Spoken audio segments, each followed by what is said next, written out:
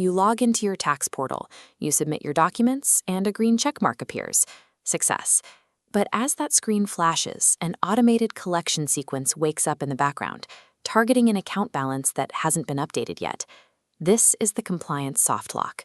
You have followed every filing rule perfectly, but the system's back-end infrastructure has failed to sync with your records. You are trapped with a massive phantom debt, while your real-world financial momentum is frozen solid. This gap exists because of how the agency's architecture is built. There are 3 disconnected layers. At the top is the conversational front-end portal, the part you interact with. In the middle are the manual processing queues, where humans review files. At the bottom is the automated collections ledger, the core database that tracks what you owe. That bottom ledger is completely blind to the top layer. When you submit a correction, the front end acknowledges it, but the collections database continues to run on outdated, unadjusted data. It issues demands and penalty calculations based on a debt that, on paper, does not exist. This architectural mismatch means the system is operating at 2 different speeds.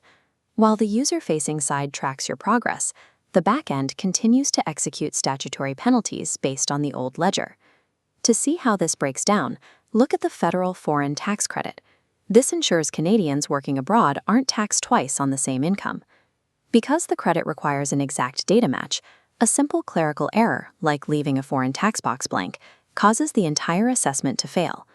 The automated engine flags the foreign income but ignores the missing credit, hitting the taxpayer with a massive phantom debt. Even after you submit corrective paperwork and the portal confirms receipt, the automated collections subroutines continue their cycle. They are programmed to target the original assessment for payment, regardless of the pending correction. This chart shows the mathematical cost of that delay.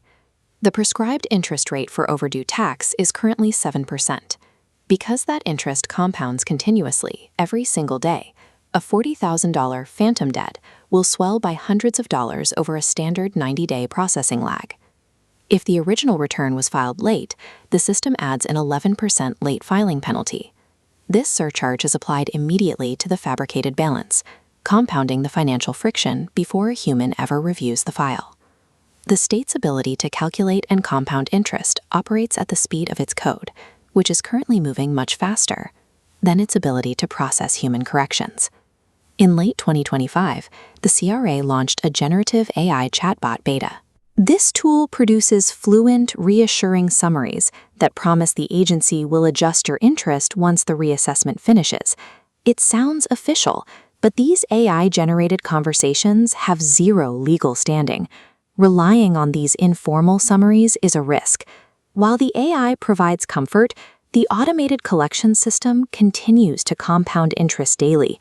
If you wait for the bot's promises to come true, you may miss the critical 90-day legal window to file a formal dispute. These dashboard delays are the direct result of a collapse in manual review capacity. In March 2026, at the height of the filing season, the CRA reduced its staff by approximately 500 public servants. At the same time, the agency increased its use of automated risk algorithms. These flags pull complex claims out of the automated stream and drop them into manual queues that are now backlogged for up to 50 weeks. By optimizing its collection and auditing engines while reducing the human workforce needed to verify them, the agency has effectively broken the core tenet of voluntary compliance. Standard fixes can be misleading. Submitting a T1 adjustment request to correct an error does not pause active collection routines or stop interest from compounding at 7%. The original assessment remains legally binding until it is reassessed.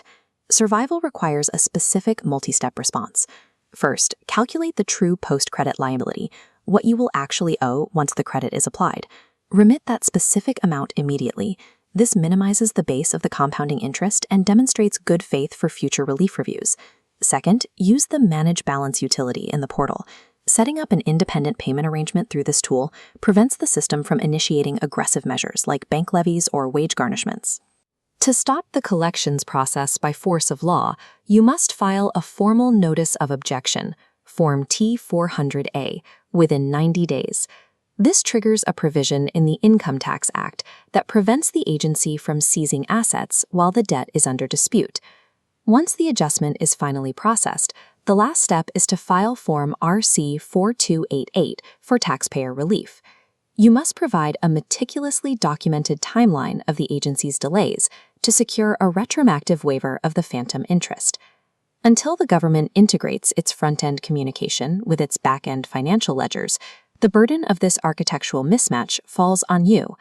To protect your finances, you must use the mechanics of the law as effectively as the state uses its code.